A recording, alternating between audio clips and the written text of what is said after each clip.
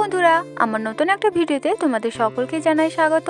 আজকে আমি শাড়ি পরে এত সেজে গুজে কোথায় যাচ্ছি বলো তো? ও সরি, তোমরা কি করে জানবে আমি কোথায় যাচ্ছি? আজকে ছিল আমাদের পাড়ায় নবান্ন পুজো, আর তাই এখন আমি যাচ্ছি অঞ্জলি দিতে। মণ্ডপে এসে দেখি ঠাকুর মশাই চলে এসেছেন আর পুজোর প্রস্তুতি নিচ্ছেন। আর এই জায়গাটা হলো সেই যুগান্তকারী জায়গা। এখন এই জায়গার মধ্যে 3 দিন ধরে প্রচুর পরিমাণে ধুলো উঠবে।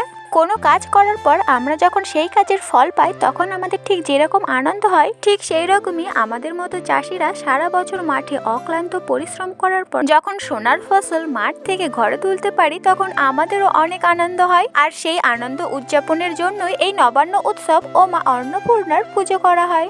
এখানে মায়ের পুজো শুরু হয়ে গেছে আর এত রোদের মধ্যে আমরা বসে আছি আর মায়ের পুজো দেখছি। এখানে আমরা সকলেই গরমে সেদ্ধ হয়ে যাচ্ছিলাম। এই যে দেখো আমার বোনজি, তোমরা যারা আমার আগের ভিডিওগুলো দেখেছো তারা নিশ্চয়ই ওকে চিনতে পারবে।